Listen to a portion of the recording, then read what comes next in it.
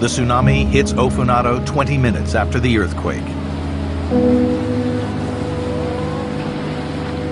Water that actually hit the coast will be well in excess of 1 billion, probably 10 billion tons of water. That's a little bit like taking 1 million swimming pools and just emptying them onto the coastal areas of northeast Japan. It is one of the greatest tragedies of modern times. A quake so powerful, it knocks the Earth off its axis. A tsunami leaves tens of thousands feared dead. Parts of Japan shift 10 feet out to sea. Parts of the coast drop over 3 feet. What forces create this epic disaster? Now a team of scientists is looking for answers.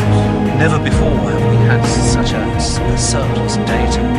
There are no mysteries in this earthquake. We know exactly what happened. Japan's coast lies in ruins. Incredibly, it could have been worse.